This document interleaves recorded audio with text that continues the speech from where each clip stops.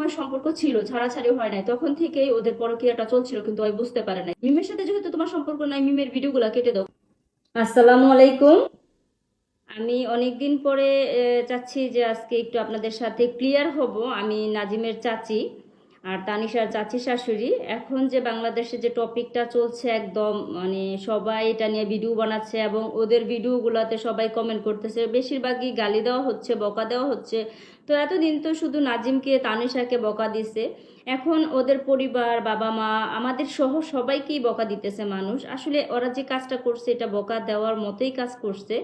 আমি কিন্তু যেটা আমি আজকে চাচ্ছিলাম না আসতে, কিন্তু অতিরিক্ত বেড়ে যাচ্ছে, এই জন্যই আসা।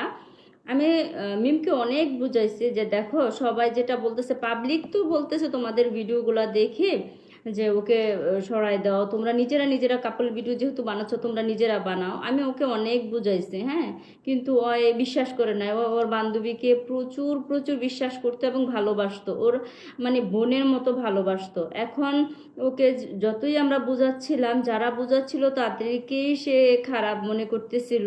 আর নাজিমের ব্যাপারটা, যে নাজিমকেও বলছে দেখো, মানুষ যেটা বলতেছে তোমার কি সত্যি কিছু আছে নাকি, বলছে না চাচি এটা কি বলেন, ওর সাথে আমার কেন হবে, এটা ওর বান্ধবী, মিমের বান্ধবী তানিশা, ওর জন্য আসে, আমার জন্য তো কিছু না। আর আমি ওকে ভালোবেসে বিয়ে করছি, আমি কি আমার এইসব নিয়ে তুমি চিন্তা করো না, তো আমাকে বলতো। তো আমি ওকে ছোটবেলা থেকেই চিনি, আমিও ওকে বিশ্বাস করছি।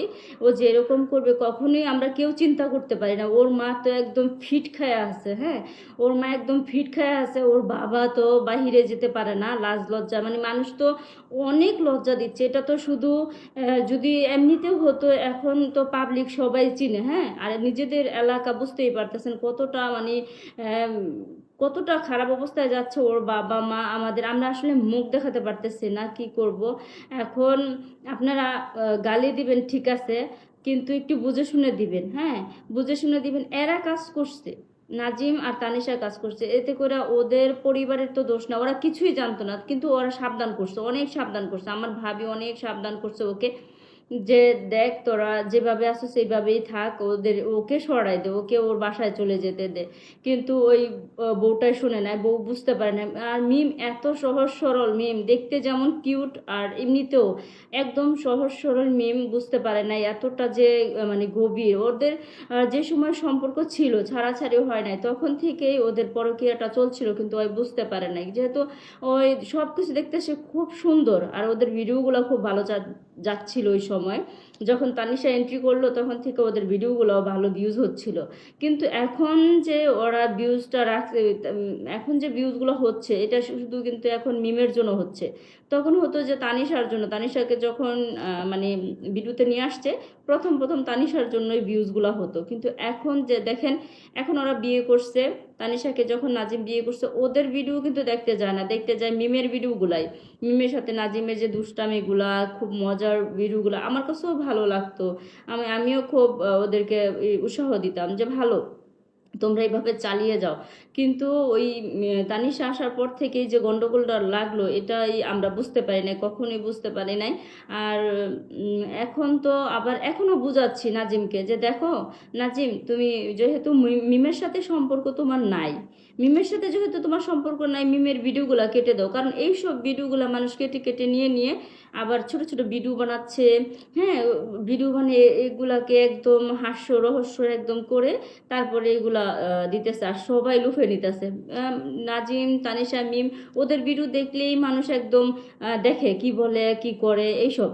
কিন্তু এই তুমি সুযোগটা দিও না, যেহেতু তুমি আহ, মিমকে ছেড়ে দিছো, ঠিক আছে, এখন তুমি তানিশাকে নিয়ে আসো, তানিশাকে নিয়ে সুখে থাকো। যেহেতু তোমার পেজটার মধ্যে ওর নামটা ছিল আগে নাজিম মিম, এখন তো আর মিম নাই, যেহেতু মিম নাই, তো মিমের ভিডিও থাকার দরকার কি, ওটা কেটে দাও।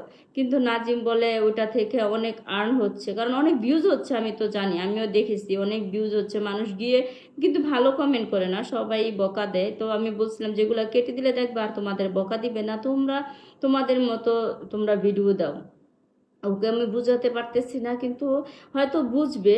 হয়তো বুঝবে। আমি আবারও এই যে আমার ভিডিওটা যদি নাজিম দেখে থাকো তুমি, তাহলে বলবো তোমাকে যে মিমের সাথে যে ভিডিওগুলো করা ওগুলো তুমি কেটে দিতে পারো, কারণ ওগুলার জন্য এই সমস্যা একটু বেশি তৈরি হচ্ছে। যে জানে না সেও তোমার ইয়েতে গিয়ে তোমার ভিডিওগুলো এখন সবার মোবাইলে একদম খুললেই দেখা যায় তোমার ভিডিওগুলো। হ্যাঁ, তো এতে করে দেখা যায় সবাই তোমাকে নিয়ে একটু বেশি মাতামাতি করতেছে। সেই সুযোগটা কিন্তু তুমিই রাখছো। তুমি যদি ভিডিওগুলো কেটে দাও তাহলে দেখবে এটা নিয়ে আর এত বেশি সমালোচনা হবে না।